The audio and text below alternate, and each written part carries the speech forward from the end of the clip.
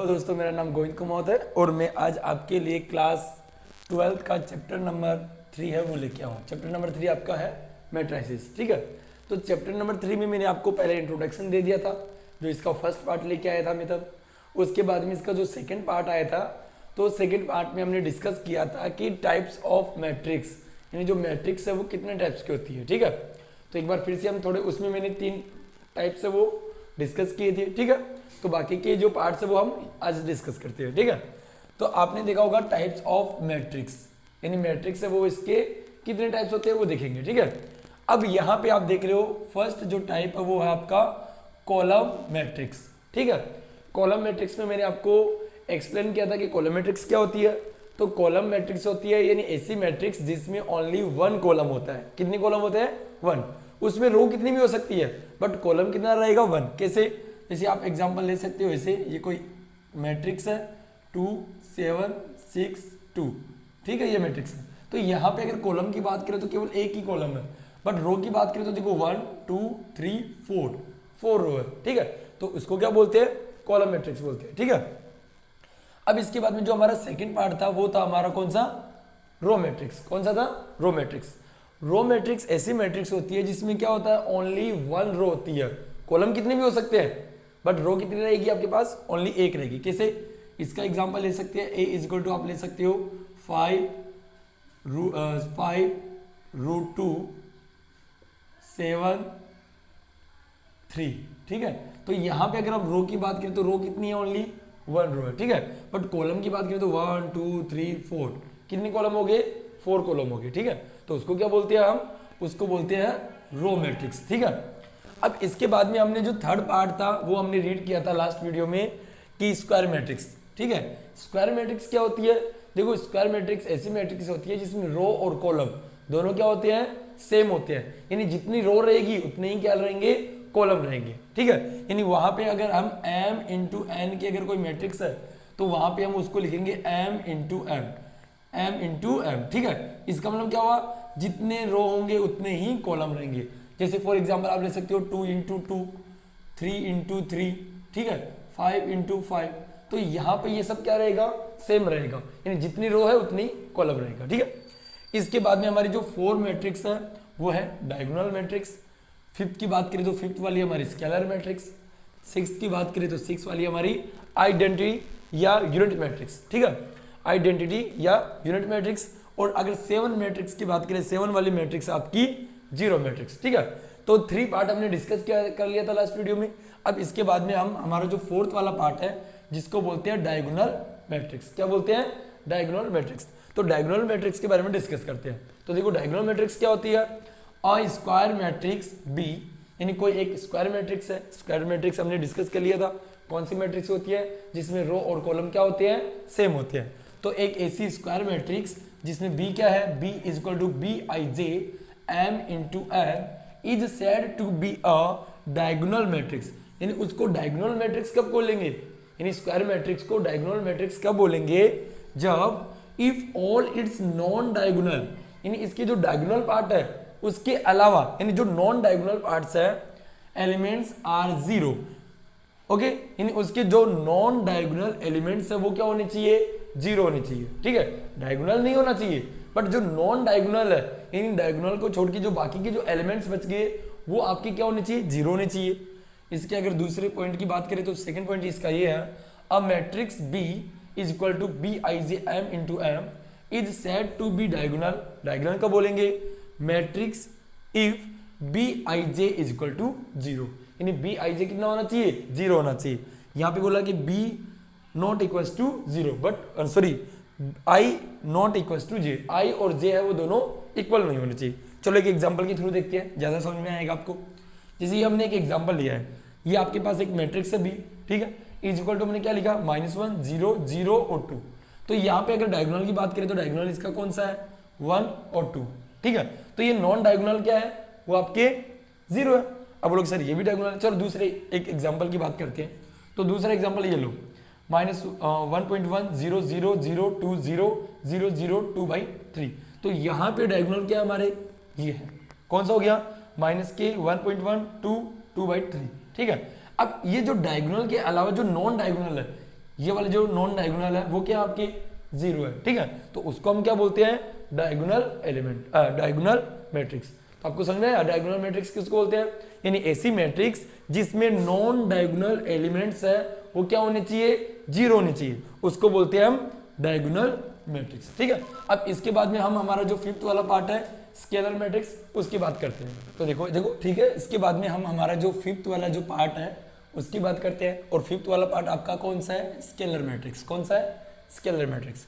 Scalar matrix कौन सी होती है, अ डायगोनल मैट्रिक्स, यानी एक diagonal matrix is said to be a scalar matrix, यानी एक डायगोनल मैट्रिक्स को स्केलर मैट्रिक्स कब बोलेंगे, इफ इट्स, अगर डायगोनल्स एलिमेंट्स आर इक्वल, यानी एक डायगोनल एलिमेंट्स को हम उसको स्केलर मैट्रिक्स कब बोल सकते हैं, जब उसके मतलब डायगोनल एलिमेंट्स है वो क्या होने चाहिए, इक्वल होने चाहिए। अगर उसके डायगोनल एलिमेंट्स है वो इक्वल है तो हम उसको क्या बोलेंगे, हम उसको स्केलर मैट्रिक्स बोलेंगे। यहाँ पे देखो सेकंड पॉइंट इसका ये है कि a square matrix b is equal to b i j is equal to n cross n की कोई मैट्रिक्स है, ठीक है, एन क्रॉस एन की कोई मैट्रिक्स है, is said to be a scalar matrix, उसको स्केलर मैट्रिक्स बोलेंगे कब, if b i j is equal to क्या होना चाहिए, 0 होना चाहिए। और व्हेन, कब, i not equal to j, और आई और जे की इक्वल नहीं होना चाहिए, ठीक है। दूसरा बोल सकते हो b i j is equal to क्या, के होना चाहिए, यानी बी आई जे वो है वो क्या होना चाहिए आपका, के होना चाहिए। अब आप बोलो यहाँ पे के क्या है, तो यहाँ पे बोल सकते हो when the i is equal to j, अगर आई आपका जे के इक्वल है फॉर सम कांस्टेंट के लिए, यानी कुछ कांस्टेंट लेंगे उसके लिए वो इक्वल रहेगा। अब यहाँ पे इसका एग्जांपल दे सकते हो, ठीक है, एग्जांपल देखोगे तो आपको और ज्यादा समझ में आएगा। देखो यहाँ पे मैंने एक मैट्रिक्स ली ए, ठीक है, तो यहाँ पे ए मैट्रिक्स है वो क्या है, 3 है, क्या है, 3 है। तो यहाँ पे इसका डायगोनल क्या हो गया, 3 होगा, तो ये हमारी क्या है, वो हमारी स्केलर मैट्रिक्स है, क्या है, स्केलर मैट्रिक्स, क्योंकि यहाँ पे जो हमारा एलिमेंट है वो क्या है, सेम है, ओनली 3 है। अगर हम बी की बात करें तो बी में देखो ये डायगोनल है, कौन सा है, ये डायगोनल है, और अगर इस डायगोनल की बात करें तो ये कितना है, -1, और ये भी कितना है, -1, यानी इसका जो डायगोनल है वो क्या है, सेम है, यानी ये भी -1 और ये भी क्या है, -1, तो इसको हम क्या बोलेंगे, स्केलर मैट्रिक्स, क्या बोलेंगे, स्केलर मैट्रिक्स। दूसरा हमारे पास एक नेक्स्ट सी वाला मैट्रिक्स है वो क्या है, √3 0 0 0 √3 0 0 0 √3। तो यहाँ पे अगर हम बात करें डायगोनल की तो डायगोनल कौन सा है आपका, ये, और आपकी ये जो डायगोनल है वो क्या है, सेम है ना, यानी ये भी √3 है, ये भी √3 है, ये भी √3 है। इसका मतलब आप एक डायगोनल मैट्रिक्स को स्केलर मैट्रिक्स कब बोलोगे, जब उसके जो डायगोनल है वो क्या होनी चाहिए, सेम होनी चाहिए। अगर वो सेम है तो हम उसको क्या बोलेंगे, हम उसको बोलेंगे स्केलर मैट्रिक्स। अब यहाँ पे एक क्वेश्चन बनता है कि जितने भी डायगोनल मैट्रिक्स है वो स्केलर मैट्रिक्स नहीं हो सकती, ठीक है, कुछ हो सकती है, बट हम बोल सकते हैं कि जो डायगोनल मैट्रिक्स है उसको स्केलर मैट्रिक्स नहीं बोल सकते, बट जो आपकी स्केलर मैट्रिक्स है उसको हम डायगोनल मैट्रिक्स बोल सकते हैं। तो ये एग्जाम में क्वेश्चन आता है ऐसा, ठीक है, तो वो याद रखना, यानी एक स्केलर मैट्रिक्स है वो एक डायगोनल मैट्रिक्स हो सकती है, बट एक डायगोनल मैट्रिक्स है, ऑल डायगोनल मैट्रिक्स है वो आपकी स्केलर मैट्रिक्स नहीं हो सकती, ठीक है। अब इसके बाद में हमारा जो 6 वाला पार्ट है वो हम डिस्कस करेंगे। हमारा जो 6th वाली जो मैट्रिक्स है वो है आपकी आइडेंटिटी मैट्रिक्स या यूनिट मैट्रिक्स, ठीक है। तो 6 वाली इसको 2 नाम है, एक तो आप इसको आइडेंटिटी या दूसरा यूनिट मैट्रिक्स दोनों बोल सकते हो, ठीक है। अब इसमें क्या डिस्कस किया गया है, इसमें ये बोला गया है कि ए स्क्वायर मैट्रिक्स यानी एक स्क्वायर मैट्रिक्स है, ठीक है, in which the elements in the diagonal are all 1, यानी इसमें जो डायगोनल्स है वो डायगोनल्स जितने भी है वो सब क्या होने चाहिए, 1 होने चाहिए, ठीक है, एंड रेस्ट आर ऑल 0, और जो बाकी के हैं वो क्या होने चाहिए, 0 होने चाहिए, तो is called the identity matrix, तो उसको क्या बोलते हैं, आइडेंटिटी मैट्रिक्स बोलते हैं, ठीक है। अब आपको इसमें क्या याद रखना है, आपके पास देखो कितनी मैट्रिक्स आई थी, इससे पहले देखो आपकी डायगोनल मैट्रिक्स थी, स्केलर मैट्रिक्स थी। डायगोनल में क्या था, डायगोनल जो है वो कुछ भी हो सकता है, बट उसके अलावा जो मैट्रिक्स है मतलब डायगोनल क्या होनी चाहिए, मतलब कुछ भी हो सकते हैं, नॉन डायगोनल 0 होनी चाहिए, उसमें ऐसा था, यानी डायगोनल में हमारा क्या था, जो नॉन डायगोनल एलिमेंट्स थे वो 0 होने चाहिए, और डायगोनल में कुछ भी हो सकता है, ठीक है, चलेगा। इसके बाद में हमने स्केलर में क्या रीड किया, स्केलर में हमने क्या रीड किया था, स्केलर में हमने ये रीड किया कि जो हमारे डायगोनल एलिमेंट्स है वो सेम होने चाहिए, चाहे 2 2 2 हो सकते हैं, 3 3 3 हो सकते हैं, 5 5 कुछ भी हो सकते हैं, बट सेम होने चाहिए वो, ठीक है। और जो नॉन डायगोनल है वो क्या होने चाहिए, 0 होने चाहिए। अब देखो, अब हमारा ये जो 6th वाला पार्ट है जिसमें हम पढ़ रहे हैं आइडेंटिटी मैट्रिक्स या जिसको यूनिट मैट्रिक्स बोल रहे हैं, इसमें थोड़ा सा और चेंजिंग आया। इसमें ये बोल रहा है कि जो आपकी डायगोनल है, ठीक है, जो डायगोनल एलिमेंट्स है वो क्या होने चाहिए, 1 होने चाहिए, सब सेम, यानी 1 1 1 1, ऐसे नहीं 2 नहीं होना चाहिए। 2 होगा तो वो फिर आपका कौन सा बन जाएगा, वो आपका स्केलर मैट्रिक्स बन जाएगी, ठीक है। तो आप उसको ये याद रखना, आपका जो डायगोनल है वो 1 होना चाहिए और बाकी के जो रेस्ट है वो क्या होने चाहिए, 0 होना चाहिए, है ना। इसका सेकंड पॉइंट ये है कि इन द अदर वर्ड्स, अगर दूसरे वर्ड्स में अगर हम बोलना चाहिए तो वो ये बोल सकते हैं कि द स्क्वायर मैट्रिक्स है, आपकी जो स्क्वायर मैट्रिक्स है, ठीक है, A is equal to Aij n cross n is an identity matrix. वो आइडेंटिटी मैट्रिक्स कब होगी, जब होगी if Aij is equal to क्या होगा, 1 इफ I और j 1 होगा तो क्या होगा, I और j क्या होगा, इक्वल होगा, और 0 है तो क्या होगा, I और j नॉट इक्वल टू, ठीक है। अब इसका एक एग्जांपल के थ्रू समझो और भी समझाएगा। जैसे एक मैट्रिक्स है हमारे पास, A मैट्रिक्स है, ठीक है। अब A मैट्रिक्स में आप देख रहे हो यहाँ पे क्या है, 1 है, ठीक है, इसका जो डायगोनल क्या है, 1 है, ठीक है। इसके बाद में आप B देख सकते हो, B में देखो इसका डायगोनल देखो क्या है, 1 और 1, तो यहाँ पे जो इसका डायगोनल है वो क्या है, 1, और हमने क्वेश्चन में भी यही बोला था, हमारे जो ये इसमें एक्सप्लेन किया कि इसका डायगोनल क्या होना चाहिए, 1 होना चाहिए, तो यहाँ पे ये क्या है, 1 और 1, ठीक है। अगर C मैट्रिक्स की बात करें तो यहाँ पे इसके डायगोनल की बात करेंगे तो क्या है, देखो इसके डायगोनल 1 1 1 और जो बाकी के जो इसके एलिमेंट्स है वो क्या है, 0 है, ठीक है। अगर देखो मैं अगर आपको D की बात करें, एक और दे रहा हूँ, इसमें 2 0 0 0 2 0 0 0 2, ठीक है, एक ये लिया, तो यहाँ पे ये वाला आपका कौन सा होगा, वो आपका आइडेंटिटी होगा कि नहीं होगा, नहीं होगा, क्यों, क्योंकि यहाँ पे जो आपका डायगोनल है वो डायगोनल क्या है, 2 है, और हमने क्या रीड किया भाई, हमने रीड किया कि हमारा डायगोनल क्या होना चाहिए, 1 होना चाहिए, तभी तो उसको यूनिट बोलेंगे। तो ये यूनिट मैट्रिक्स नहीं है, ये कौन सी होगी, डायगोनल मैट्रिक्स होगी, ठीक है। अब ओके, तो इसके बाद में हम बात करेंगे जो हमारी जो जीरो मैट्रिक्स है, जो लास्ट वाली मैट्रिक्स है उसके बारे में डिस्कस करते हैं। तो जीरो मैट्रिक्स है उसको और क्या बोल सकते हैं, उसको और हम नल मैट्रिक्स भी बोल सकते हैं। क्या बोल सकते हैं, नल मैट्रिक्स, ये भी याद रखना, ठीक है। तो इसके बारे में डिस्कस कर लेते हैं। अब matrix is said to be zero matrix, यानी एक ऐसी मैट्रिक्स जिसको जीरो मैट्रिक्स बोलेंगे या उसको नल मैट्रिक्स बोलेंगे। कब बोलेंगे, if all its elements are zero, अगर इसके सब के सब एलिमेंट्स हो क्या हो, जीरो हो। तो जीरो हो तो हम उसको क्या बोलेंगे, हम उसको बोलेंगे जीरो एलिमेंट या फिर नल मैट्रिक्स, ठीक है, sorry zero matrix and null matrix, ठीक है। फॉर एग्जांपल आप ले सकते हो, जैसे मेरे पास एक ए मैट्रिक्स है और ए मैट्रिक्स में क्या है, मेरे पास ओनली जीरो एलिमेंट है, तो ये क्या हो गया आपका जीरो मैट्रिक्स या नल मैट्रिक्स। बी वाला मेरे पास देखो, बी वाले मैट्रिक्स में 0 0 0, यानी सब के सब जो एलिमेंट्स है वो क्या है, जीरो है, तो इसको भी क्या बोलेंगे हम, जीरो मैट्रिक्स या नल मैट्रिक्स, ठीक है। सी वाले में भी देखो यही कंडीशन बन रही है, ठीक है, तो ये भी आपकी क्या हो जाएगी, जीरो मैट्रिक्स हो जाएगी। ओके दोस्तों, तो आज हमने यहाँ पे जो बाकी के हमारे 4th से लेके 7 पार्ट थे टाइप्स ऑफ द मैट्रिक्स के, वो हमने स्टडी की और अच्छे से देखा। अब हम एक पॉइंट और डिस्कस कर लेते हैं कि इक्वलिटी ऑफ द मैट्रिसेस, ये जो मैट्रिक्स होती है उनकी इक्वलिटी क्या होती है, यानी कौन सी मैट्रिक्स है वो कौन सी मैट्रिक्स के इक्वल कैसे होगी, ठीक है। तो इक्वलिटी एक और देख लेते हैं कि इक्वलिटी कब होगी। तो यहाँ पे इसने लिखा है कि two matrices A is equal to Aij and B is equal to Bij are said to be equal, यानी अगर दो मैट्रिक्स है हमारे पास, एक A मैट्रिक्स है और एक B मैट्रिक्स है, तो ये दोनों मैट्रिक्स है वो इक्वल कब होगी, उसके लिए इसने कंडीशन दी है। First condition is that they are of the same order.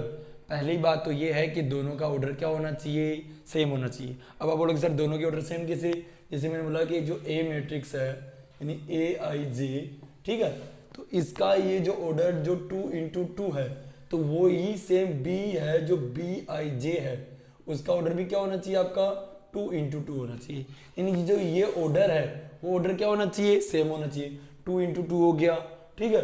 दूसरा अगर और कुछ लेना है तो 3 × 1, तो इसका भी 3 × 1, तो यानी इसका ये जो ऑर्डर है वो क्या होना चाहिए, सेम होना चाहिए।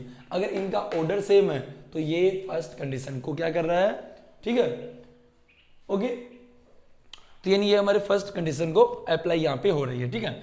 अब इसकी जो सेकंड कंडीशन है, सेकंड कंडीशन ये है कि each element of A is equal to the corresponding element of A B, यानी ये ऐसे बोल रहा है कि जो एलिमेंट ऑफ ए, यानी जो आपकी मैट्रिक्स ए है उसके जितने भी एलिमेंट्स हैं वो किसके इक्वल होने चाहिए, बी के जो एलिमेंट्स हैं उनके, और वो भी कैसे, करेस्पॉन्डिंग होने चाहिए। कैसे, वो भी मैं एक्सप्लेन करता हूं। तो इसने यहाँ पे बोला that is the a i j is equal to b i j, तो क्या होगा, जो आपकी मैट्रिक्स ए है वो किसके इक्वल हो जाएगी, बी के इक्वल होगी। कैसे, देखो जैसे यहाँ पे आप देख रहे हो आपके पास सपोज दैट ये ए मैट्रिक्स है और ये हम इधर कर लेते हैं ये बी मैट्रिक्स है, तो आपके पास ये दो मैट्रिक्स है। अब ये दोनों ए इज इक्वल टू बी, ए और बी ये दोनों इक्वल कब होगी, पहले तो देखो ये कितने हैं, देखो इसमें 1 2 कितनी रो है, 2 रो है, तो यानी इसको मैं 2 इंटू कॉलम कितने हैं 1 और 2, तो 2 कॉलम है। इसमें भी ये भी 2 इंटू 2 की है, तो पहले तो हमने इसमें ऑर्डर चेक किया, तो ये भी 2 इंटू 2 की है, ये भी 2 इंटू 2 की है, तो यानी ये हमारी जो फर्स्ट कंडीशन थी उसको फॉलो कर रहा है, यानी इसमें फर्स्ट कंडीशन हमारी फॉलो हो गई कि इसके ऑर्डर क्या है, सेम है। दूसरा ये से बोल रहा है कि इसके जो एलिमेंट्स है वो भी क्या होने चाहिए, इक्वल होने चाहिए। इक्वल कैसे, वो भी करेस्पॉन्डिंग एलिमेंट, करेस्पॉन्डिंग कैसे, जैसे ये 5 है वो क्या है A11, ये 7 क्या है A12, ये हो गया A21 और ये हो गया आपका A22, यानी जो आपका A11 है तो इसमें भी जो आपका A11 है ये दोनों क्या होने चाहिए, सेम होने चाहिए। ठीक है, यहाँ पे हम इसको B कर लेते हैं। ठीक है, तो यहाँ पे आपका A11 है वो किसकी इक्वल होना चाहिए, B11, और ठीक है ना, और देखो तो ये भी 5 है, ये भी 5 है, दो क्या है, इक्वल है। ठीक है, इसके बाद में A12 है वो किसकी इक्वल होना चाहिए, B12, तो B12 कौन सा है, ये रहा, ये आपका हो गया B12, तो ये कितना है 7 और ये कितना है 7, तो ये भी क्या हो गया, इक्वल टू सेम। इसके बाद में अगर हम A21 की बात करें, A21 तो किसकी इक्वल होना चाहिए, B21 की, तो ये क्या है B21, और ये कितना है 2 और ये कितना है 2, तो ये भी सेम है। अगर हम बात करेंगे A22 वो किसकी इक्वल होना चाहिए, B22 की। ठीक है, तो देखो A22 कितना है 0 और B22 कितना है 0, तो ये क्या है, सेम। तो इसमें वही बोल रहा है कि जो करेस्पॉन्डिंग एलिमेंट्स है वो क्या होनी चाहिए, सेम होनी चाहिए। अगर वो सेम है तो हमारी दो मैट्रिक्स क्या होगी, इक्वल होगी, तो इसको बोलते हैं इक्वलिटी ऑफ मैट्रिसेस, यानी दो मैट्रिक्स की इक्वलिटी के रूल से। ठीक है, तो आज हम ये वीडियो हमारा यहीं तक रखेंगे। ठीक है, तो इसमें हमने जो हमारे टाइप्स ऑफ द मैट्रिसेस थी, मैट्रिक्स थी, उसके टाइप्स देख लिए, और इसके बाद में हमने यहाँ पे इक्वलिटी ऑफ द मैट्रिसेस वो रीड कर लिया।